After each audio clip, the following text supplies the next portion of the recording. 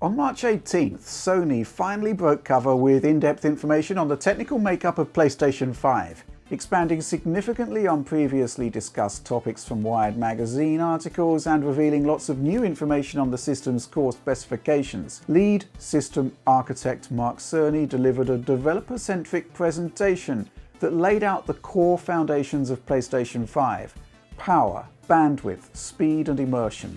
A couple of days prior to the talk going live, I had the opportunity to preview the presentation and get a lot more in the way of detail from the man himself. And that's really what this video is about: detail, more of it. But what you won't be getting are any major new revelations about Sony's strategy. PS5 represents a true generational leap, but does that mean that Sony itself has left cross-generation development behind? Well, Mark wasn't going to comment on software strategy, and to be fair, that really isn't his wheelhouse. What he did say is that he likes the concept of console generations, something he also told me when we met back in 2016 to discuss the technical makeup of the PS4 Pro. I was also curious about the architecture, the philosophy behind it. So consider the PS4. Mark Cerny described it at the time as a supercharged PC architecture, and this basic philosophy helped define a developer-friendly multi-platform golden age. PS4 was invariably the lead platform over the last few years owing to sheer market dominance, but commonalities with PC and indeed Xbox ushered in an era of relative harmony between the systems. PS5, on the other hand, some might say that it has elements of the more exotic console design philosophy we've seen in the past. Was that an accurate summary? Well, Mark wasn't really going to share too much there either, except to say that there are aspects of the PlayStation 5 design that PC will find hard-pressed to match. Well, from my perspective, certainly in the short term at least. But in going deeper on the topics covered in this developer-centric presentation, Mark Cerny kind of comes alive, and there's an obvious, genuine enthusiasm for the hardware he has helped to develop. And there's a ton of interesting information to share. But before I go on, I said this in our PS5 DF Direct, and I'll say it again here. What's to follow is undoubtedly deep and highly technical. A few times throughout the conversation, Cerny suggested further research. One of the reasons we didn't and probably couldn't go live straight away after the event with any meaningful deep dive analysis. Before going on, I would highly recommend watching Mark's presentation if you haven't already. And I've also included a link to the Eurogamer article in the video description below. This article, it has all of the source quotes used to make up this video. So for the complete story, let's just say that there's a ton of supporting material. It's not just limited to the content of this video. So let's quickly recap the specs. AMD Zen 2 CPU cores are combined with an RDNA 2 based GPU, 36 compute units there with a variable clock speed that tops out at 2.23 GHz. CPU maxes at 3.5 GHz. So yes, the boost clock. I still think this needs some measure of explanation, and Mark Cerny spent quite a lot of time talking it through with me and indeed comprehensively answering most of my follow-up questions. So the PS5 processor has set power budgets for the CPU and the GPU. The GPU obviously having more power. The power budget for the overall SoC, there's a set limit there tied to the thermal dissipation capabilities of the cooler that we haven't seen yet. Right, so those power budgets set the clock speed, 3.5 GHz, 2.23 GHz.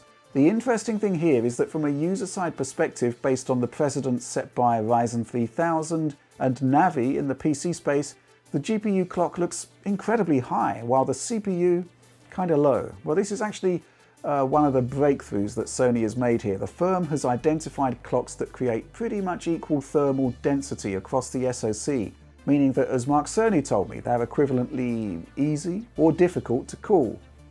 So look, it's been a while since Mark's presentation, and developers are now a little more open with us here at Digital Foundry about how they are using the PS5.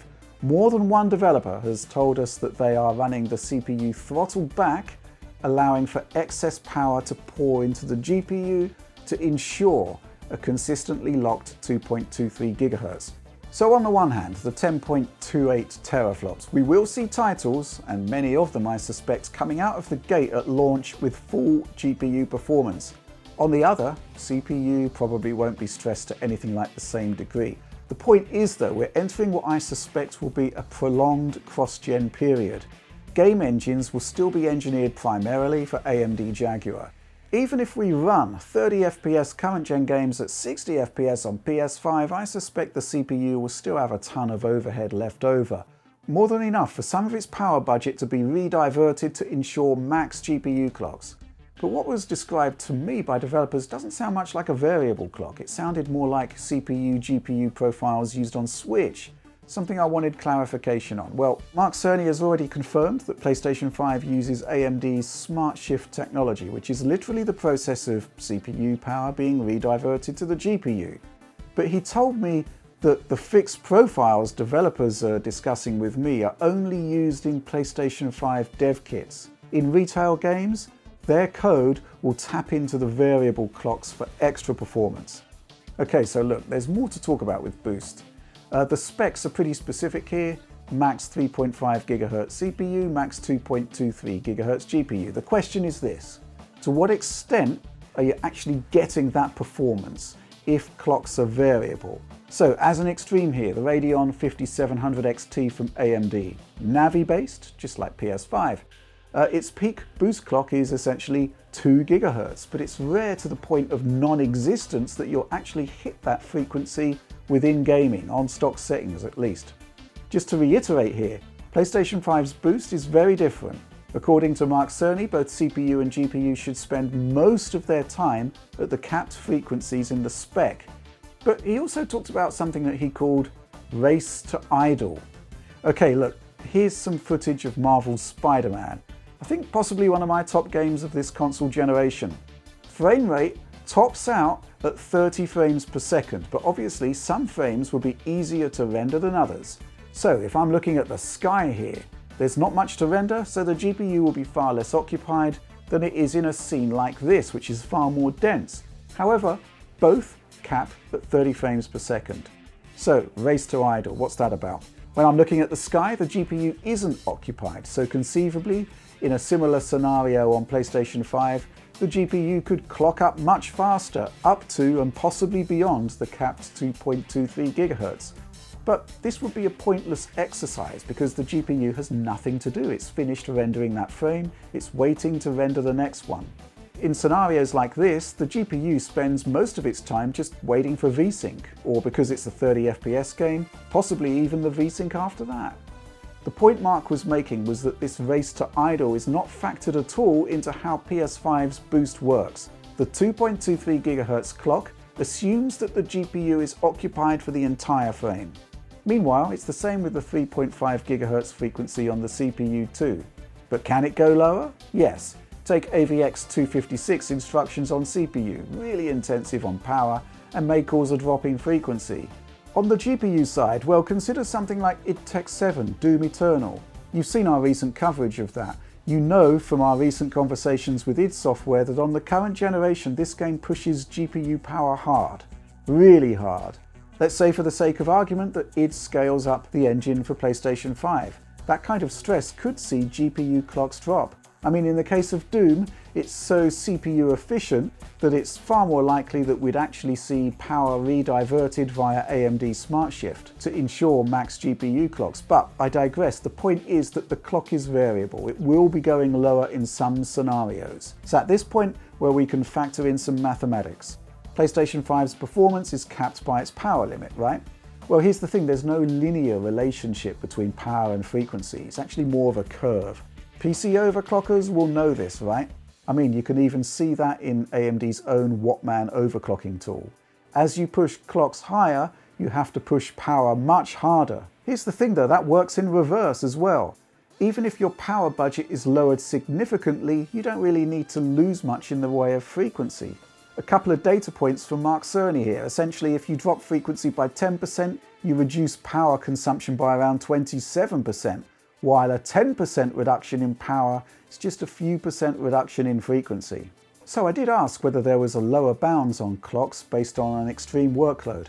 I mean, I don't think it's beyond the realms of possibility that we could see this, bearing in mind the way we've seen current gen GPUs really pushed to their limits. So I guess the basic question is there a base clock for PlayStation 5? Well, Mark Cerny wasn't saying, and in fact he suggested that the kind of workload I was talking about was sort of abstract, and when applied to PlayStation 4 may actually see the system overheat and shut down, something he says PS5 would handle a lot more gracefully. So I'm trying to think of a way to sum all of this up, because there's been a lot of conjecture about the boost clock, especially because we have seen leaks dating back from last year that specifically show the GPU running at 2 GHz, effectively 90% of its final clock under boost. Mark Cerny's point is that the power ceiling on the processor delivers enough power to run at the stated clocks for most of the time, and that fluctuations beneath that will be limited and won't be that much lower. But well, only time will tell there, I guess. But I think one thing I'd like to point out from entirely independent testing on my behalf is this. The more you upclock a GPU without a corresponding increase in bandwidth elsewhere in the system, the less performance you gain. Now, a 10% reduction in power only causes a few percent drop in frequency. That's what Mark Cerny said. 2, 3, 4% drop in frequency will cause a correspondingly lower drop to performance. So here's some testing I carried out. Hitman 2, the Glacier engine from the brilliant IO Interactive. I chose this because it's very compute heavy, so likely to respond well to the kind of overclocking, which is essentially what it is, that PlayStation 5 is delivering. The Mumbai benchmark here running on a Radeon RX 5700. This one specifically, the Asus Strix model, which overclocks well in excess of my reference card. This is an interesting case study because while based on an older version of RDNA, not RDNA 2, it does have 36 compute units, equal to PlayStation 5 and the same memory bandwidth, 448 gigabytes per second. So here's some clock speed scaling, 1.7, 1.9, 2.1 gigahertz. 2.23 not possible, I'm afraid. Anyway, the point is the higher you push the clock, the less return you get in terms of performance. Going from 1.7 to 1.9, do get a respectable 10% increase in performance here. However, going from 1.9 to 2.1, this drops significantly to just 6%. Are we limited by memory bandwidth? Well, RDNA cards are a bit rubbish at overclocking VRAM. Best we could do is an extra 9% of bandwidth. In the case of the Hitman 2 bench here, it helps in certain scenarios across the bench, but only adds around 1% more performance in aggregate. So yeah, we could do more testing here, but this is pretty consistent with all overclocking. The further you push, the less you get back, and I suspect this will apply to PlayStation 5 too. So there's something else I wanted to pick up on here. In Mark Cerny's talk, he mentioned that getting extra performance from more compute units is more challenging than overclocking fewer compute units. Again, this is a test we could roll out for many more games, but the Radeon RX 5700 XT, 40 compute units there versus the 5700's 36 compute units. Okay, so going back to the Hitman 2 bench, I've equalized 5700, 5700 XT to 9.67 teraflops. And we do see more scalability from a higher CU count. So despite the 5700 running with faster caches, faster texture mapping units and faster ROPs, 5700 XT is still faster, only by 2.5%, but our 5700 here is operating with an 11% higher core clock. So I'd say that we'd need more testing points and an RDNA card with more than 40 CUs to get much more in the way of meaningful data, to be honest. But an interesting test nonetheless. Next up, some words on backwards compatibility, which is of huge importance to PS5 because, well, there are in excess of 110 million PS4 users out there, who, I suspect, would quite like to bring their collection across to PS5. Similar to Xbox Series X, compatibility is baked in at the hardware level. So in his talk, Mark Cerny talks about the extra logic required being added to the design to ensure system compatibility across the generations. Looking at this slide here, you can see various modes available. And curiously, they are the same as those in last year's AMD test leak. Clocks can be locked to PS4 and PS4 Pro equivalents, but native mode should see a ton of extra power being delivered to games. We should see improved resolution in dynamic resolution titles, but it's the ones with unlocked frame rates I'm really interested to see. Killzone Shadowfall and Infamous Second Son, pretty good examples here. Both offer the option to lock to 30 FPS or they can run unlocked. And yeah, I do have to wonder if they will support the native mode and if so, whether those games will hit 60 frames per second. If so, I'm all in for a replay of both of those titles. But here's the thing, back in 2016, Mark Cerny explained to me why Jaguar was still in PS4 Pro when we were aware of the Zen core.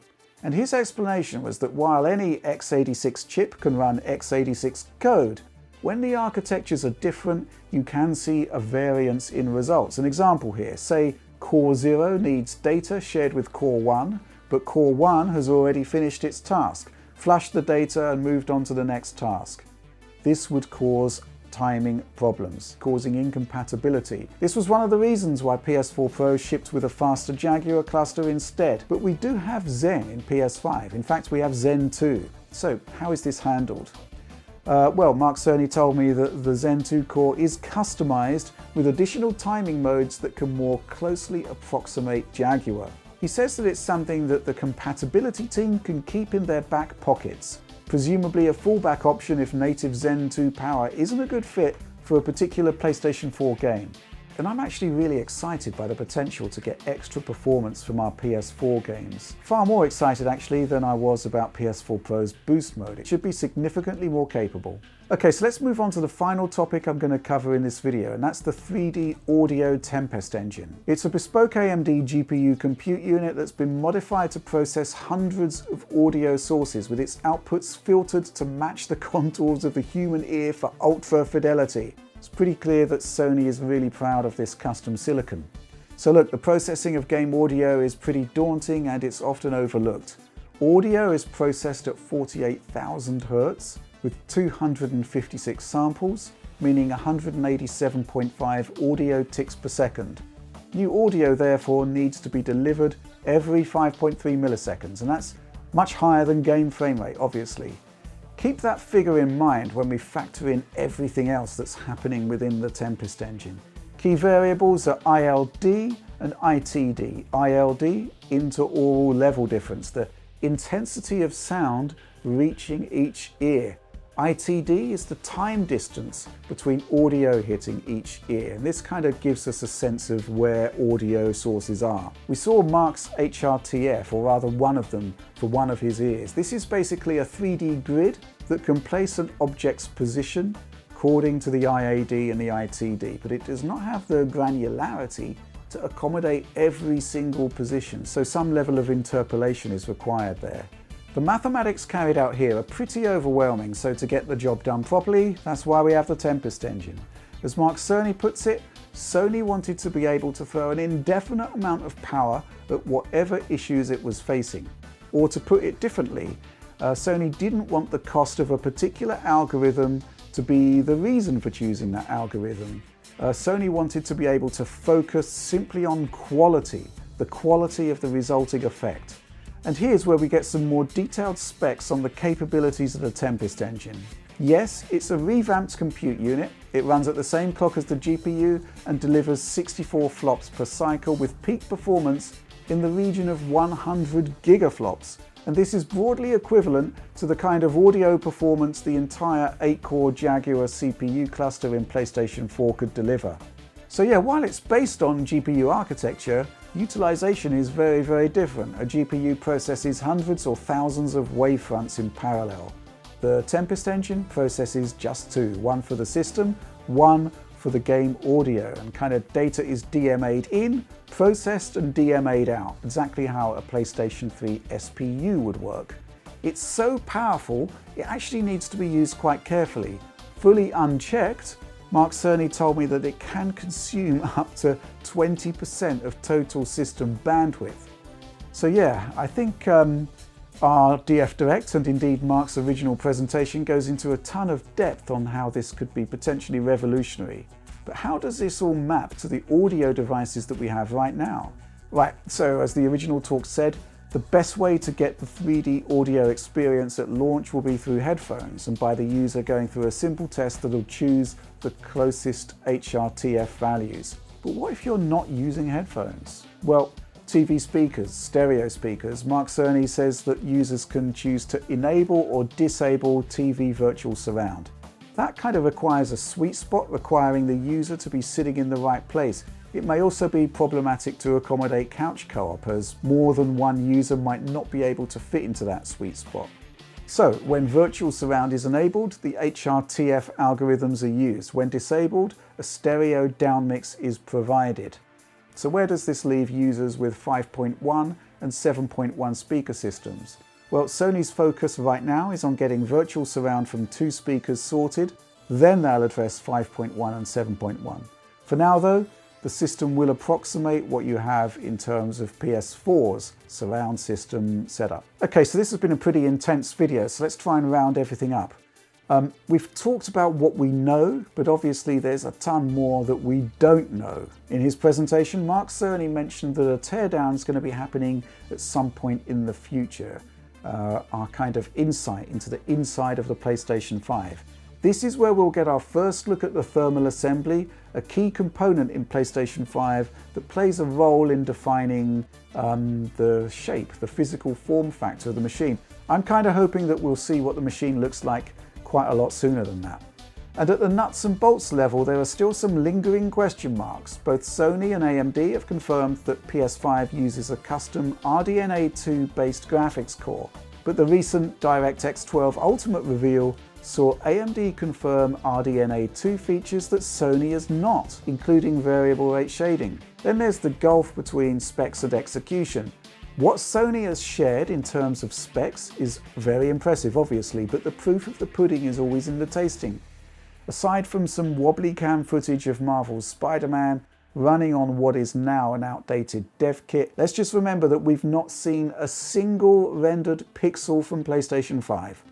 And that's what I really want to see next from Sony, a slice of the PlayStation 5 experience.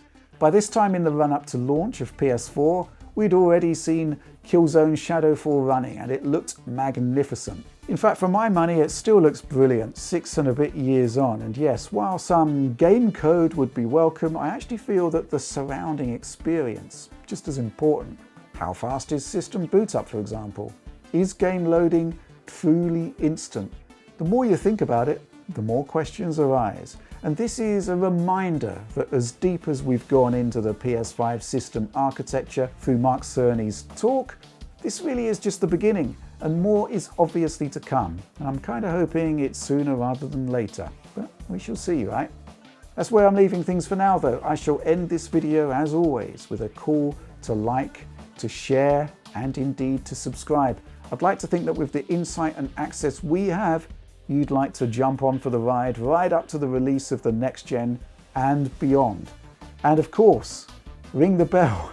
Yes, please, ring the bell for instant notifications. And yeah, please do think about supporting us via the Digital Foundry Patreon, where you'll get pristine quality video downloads and the enviably warm and fuzzy feeling of knowing that you're supporting this team in producing the work we want to produce on our own terms. But that's all from me for now. Thanks for making it all the way to the end of this one, if indeed you did. And of course, thanks as always for watching and supporting Digital Foundry.